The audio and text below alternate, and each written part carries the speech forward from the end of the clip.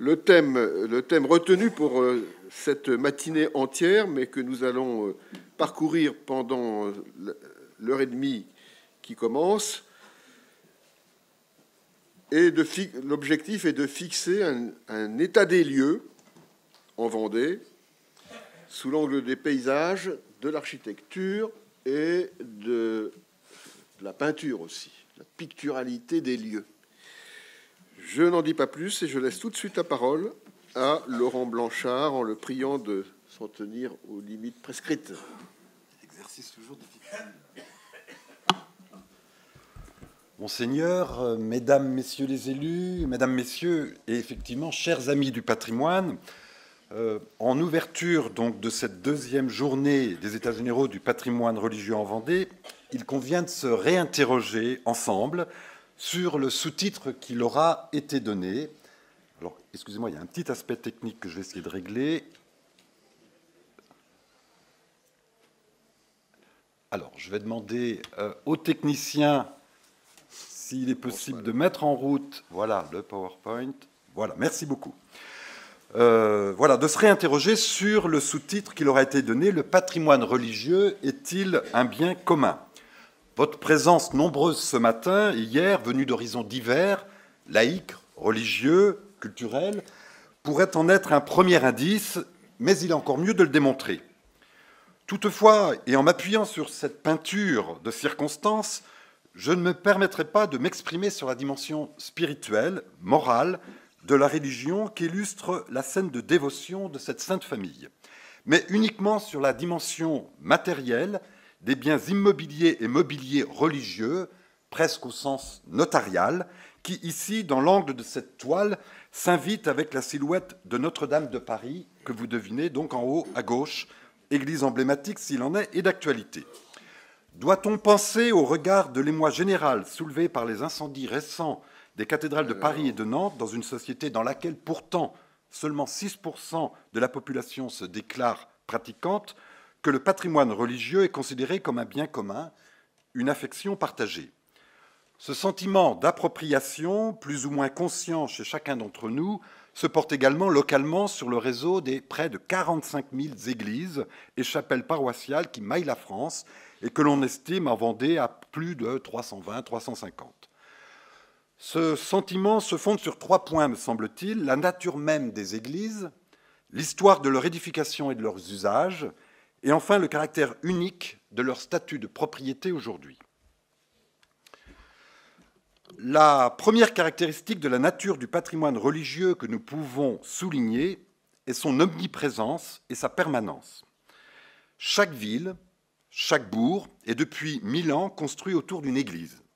Cette profonde empreinte matérielle de la religion dans le paysage est complétée par une dimension immatérielle dont on a parfois moins conscience, tellement elle est ancrée dans notre quotidien. En Vendée, par exemple, près d'un tiers des communes portent un toponyme religieux issu du nom d'un saint ou d'un bâtiment cultuel. L'héritage chrétien en Europe est donc bien d'ordre civilisationnel et imprègne toujours notre espace physique et mental avec ses fêtes, ses traditions, ses noms, ses paysages. Le deuxième aspect à remarquer est que, par nature, les églises sont depuis toujours des lieux ouverts à tous. Les premiers chrétiens ont choisi comme modèle pour leur église, au sens du lieu de culte de l'assemblée qui s'est réunie, l'architecture de la basilique romaine. La basilique était ce bâtiment civil au cœur des cités antiques voué au commerce et à la justice et ouvert au public. Ils ont volontairement pris le contre-pied des religions païennes qui érigeaient leurs temples plutôt aux marges des agglomérations et dont l'accès au sanctuaire était réservé aux seuls clercs. Depuis le Moyen-Âge et encore aujourd'hui, les églises sont au cœur des agglomérations des populations et librement ouvertes à tous, chrétiens ou non. La troisième caractéristique de la nature des églises est qu'elles ont toujours été conçues comme des lieux où le beau s'exprime dans toutes ses dimensions, monumentales, artistiques, sonores et visuelles. Cette affirmation de la sacralité des lieux par l'ostension du beau vise paradoxalement à conforter les rituels d'humilité des fidèles face à Dieu et offre encore aujourd'hui, au-delà de la dévotion et de la religiosité, la possibilité d'admirer partout en France et gratuitement l'excellence des œuvres du génie humain. Nous pouvons ainsi rappeler avec Victor Hugo qu'il y a deux choses dans un édifice, son usage et sa beauté. Son usage appartient au propriétaire, sa beauté à tout le monde, à vous, à moi, à nous tous. L'omniprésence, l'accessibilité et la beauté des églises participent probablement inconsciemment à un sentiment de propriété collective et d'identité locale. L'usage des églises dans le passé peut également nous éclairer sur leur appropriation par les populations. De fait, il ne s'est pas restreint à la stricte sphère cultuelle de la liturgie, même si au XIXe siècle, le renforcement de la sacralité des lieux par le clergé nous le laisse penser aujourd'hui. Du Moyen Âge à l'époque moderne, l'Église était une sorte de maison commune, le principal lieu de sociabilité de la communauté paroissiale qui se confondait quasiment avec la population du village. Elle s'y rassemblait pour les offices, certes, mais pour y partager aussi, après le prône, les informations civiles du royaume. Les confréries religieuses, les corporations professionnelles et parfois même les instances civiles des communes y tenaient leurs réunions. On laissait les enfants y jouer, les adultes y bavardaient et y badinaient même. Sur son parvis, on payait la dîme et sur sa place, on organisait des marchés, des foires, parfois parmi les sépultures, car on enterrait les défunts entre ces murs ou dans le cimetière clos qui l'entourait. En période de conflit, comme lors de la guerre de Cent Ans ou des guerres de religion, les églises des villages dépourvus de défense devenaient des refuges pour les populations menacées. On les fortifie parfois, comme ici au Boupère ou ailleurs au Puy-Béliard, à Cheffoy, à Réaumur, à Breuil-Barré, en Bas-Poitou. Le roman de Victor Hugo et une communication d'hier, donc le roman Notre-Dame de Paris, nous rappelle aussi le droit d'asile effectif, réel, que les églises pouvaient offrir aux auteurs de crimes et de délits.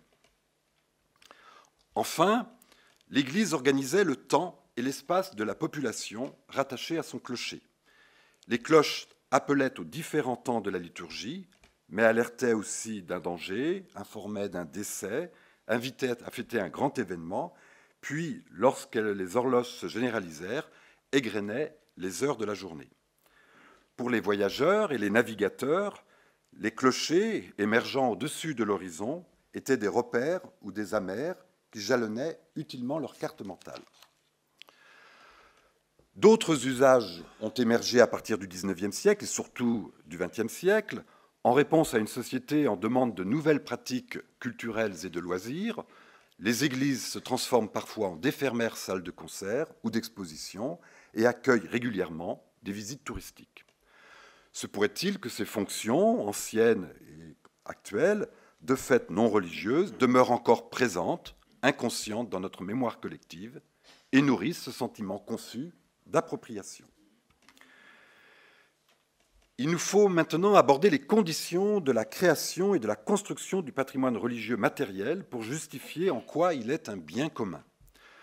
Ce sont d'abord au Moyen-Âge les grands propriétaires, nobles ou ecclésiastiques, qui favorisent la construction des nouvelles églises paroissiales sur leur domaine, par des donations de terres et de rentes, et qui en laissent la gestion aux spirituels et aux temporels à un curé de paroisse.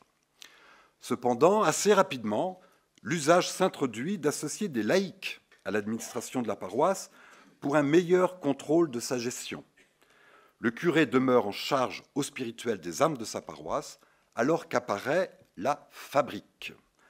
Le conseil de fabrique, constitué de paroissiens élus, décide en concertation avec le clergé de l'affectation de ses revenus, ses rentes, ses biens-fonds, les dons, les legs qu'il peut recevoir, pour les bonnes œuvres de la paroisse et pour les restaurations, agrandissements et embellissements de l'Église. Par ailleurs, parfois, les paroissiens les plus fortunés offrent par dévotion des objets qui viennent compléter le décorum des églises, alors que les plus modestes participent par leurs contributions obligatoires, la dîme, ou volontaires, le casuel, à la vie du clergé. Ainsi, tout au long de l'Ancien Régime, les églises paroissiales relèvent collectivement pour les questions matérielles des habitants de la paroisse, par l'intermédiaire des conseils de fabrique, parfois d'un seigneur jouissant d'un droit de patronage hérité donc des fondations d'origine, lorsqu'il n'en néglige pas les charges, et pour le spirituel, du curé. Le statut juridique des églises, fruit donc de donations et de legs échelonnés sur des siècles, n'est cependant alors pas clairement définissable. Contrairement aux autres biens immobiliers, les hôpitaux, les maisons, les terres, même d'églises, il est impossible à quiconque de produire un titre de propriété impliquant une personne morale ou physique. La Révolution de 1789 est l'occasion opportune pour Talleyrand, pourtant évêque, qui propose la vente des biens du clergé pour renflouer les caisses de l'État, de trancher cette question de propriété. Que dit-il en 1789 à l'Assemblée constituante? Il dit « Ce qui me paraît sûr, c'est que le clergé n'est pas propriétaire à l'instar des autres propriétaires, puisque les biens dont il jouit et dont il ne peut disposer ont été donnés non pour l'intérêt des personnes, mais pour le service des fonctions. Or, tous les titres de fondation des biens ecclésiastiques, ainsi que les diverses lois de l'Église qui ont expliqué le sens et l'esprit de ces titres, nous apprennent que la partie seule de ces biens qui est nécessaire à l'honnête subsistance du bénéficiaire, du curé, lui appartient, qu'il n'est que l'administrateur du reste et que ce reste est réellement accordé aux malheureux ou à l'entretien des temples. Par la suite, les dispositions du Concordat de 1801 redéfinissent la question de propriété des églises. Les édifices conservés à l'usage du culte durant la Révolution restent dans le domaine public de l'État pour les cathédrales et dans celui des communes pour les églises paroissiales. Ils sont laissés, précise-t-elle, à la disposition des évêques, avec une église par paroisse. Les édifices vendus comme bien national à des personnes privées sont définitivement acquis au domaine profane. Le Concordat rétablit également les fabriques sous forme d'établissements publics du culte reconnus par l'État pour veiller à l'entretien et à la conservation des temples et à l'administration des aumônes. Le conseil de fabrique réunit alors le curé et le maire, membres de droit tous deux, et 5 à 9 membres élus selon la population de la commune. Ainsi, sous le régime concordataire entre 1801 et 1905, les édifices religieux et le clergé sont entretenus par l'État et les communes. Un important effort s'engage alors pour la restauration des édifices cultuels parfois mutilés pendant la Révolution, puis pour la reconstruction d'églises plus grandes en réponse à l'essor religieux et démographique du XIXe siècle. En Vendée, près de la moitié des églises sont largement reconstruites ou entièrement bâties durant cette période. L'investissement est collectif, les communes financent les travaux en sollicitant auprès des préfets les subventions des ministères concernés, ministère des Travaux publics, ministère des Cultes. Les fabriques mobilisent également leurs revenus pour accompagner ces travaux, assurer l'entretien des églises et les doter du mobilier liturgique et des objets d'art nécessaires au culte. Enfin, les prêtres et les paroissiens eux-mêmes participent directement, selon leur fortune, à l'ornementation des églises par le don d'objets cultuels, le financement de nouveaux vitraux ou d'une nouvelle cloche, par exemple. Face à cette nouvelle émergence du fait religieux dans le paysage social, à laquelle toute la société contribue, pratiquement toute la société contribue alors, le sentiment de bien commun se renforce considérablement, notamment chez les catholiques, toujours majoritaires. Ce sentiment d'appropriation collective trouve à s'exprimer paradoxalement au moment de l'application de la loi du 9 décembre 1905 concernant la séparation des églises et de l'État. Les nouvelles dispositions codifiant la laïcité en France garantissent la liberté de conscience. Je pensais être plus court, plus long. Je termine. Vous prendrez en plus, on va retirer au suivant. Voilà. Quelle pression. Donc, les nouvelles... Je vais parler plus vite, si vous le permettez. Les nouvelles dispositions codifiant la laïcité en France garantissent la liberté de conscience de chacun et assurent la neutralité des pouvoirs publics à l'égard des cultes qui ne les financent plus. Ainsi, les ministres des cultes ne sont plus rémunérés par l'État. Mais les églises paroissiales, au regard de la charge de leur entretien, demeurent dans le domaine public des communes et sont frappées d'affectation, c'est-à-dire que le clergé locataire quelque part en a de plein droit la jouissance gratuite, exclusive et perpétuelle. Un décret impose également la réalisation de l'inventaire des meubles et objets garnissant les églises afin d'en transférer la propriété aux nouvelles associations cultuelles prévues par la loi. Disposition incomprise, s'opposant au sentiment de propriété des paroissiens, les inventaires de 1906 sont perçus comme des spoliations et déclenchent des troubles lors de leur mise en œuvre, notamment en Vendée. On s'étonnera dans les archives de trouver effectivement le nombre d'objets qui ont été donnés par des paroissiens et qu'ils réclament alors. Les associations cultuelles n'ayant pas été créées, les biens religieux, meubles et immeubles existants en 1905 sont donc confirmés comme relevant de la domanialité publique des communes pour les églises paroissiales et de l'État pour les cathédrales. Ils deviennent à ce titre inaliénables, imprescriptibles. L'affectation au profit de l'Église représentée localement par le curé de paroisse impose toujours au maire propriétaire et au curé affectataire la responsabilité partagée de conserver ces biens au profit des droits et devoirs de chacun. Aujourd'hui s'ajoute une autre fonction, la fonction cultuelle attribuée par l'Église à ces biens est complétée par une appropriation culturelle de cet héritage par une grande partie de la société. Les églises et les objets cultuels sont aussi perçus dans leur dimension artistique et historique.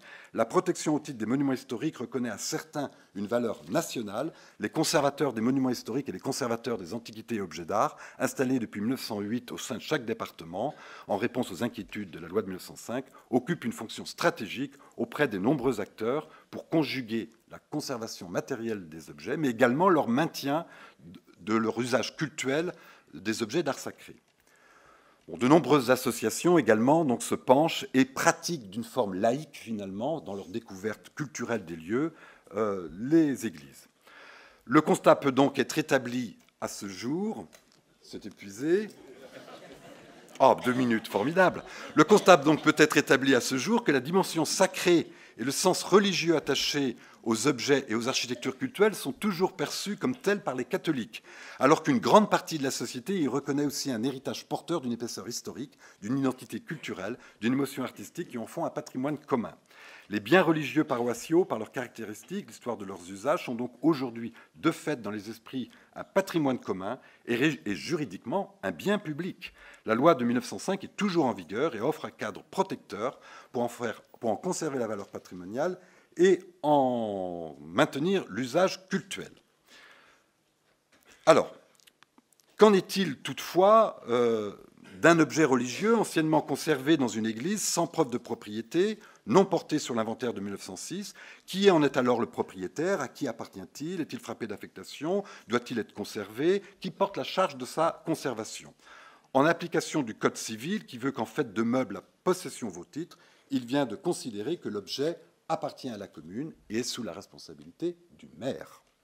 L'exemple récent de la redécouverte d'une toile ancienne dans une église de Vendée, non inscrite à l'inventaire de 1906, mais heureusement protégée au titre des monuments historiques, et je vais conclure, nous invite, quel que soit son statut, à considérer qu'elle constitue assurément un bien commun.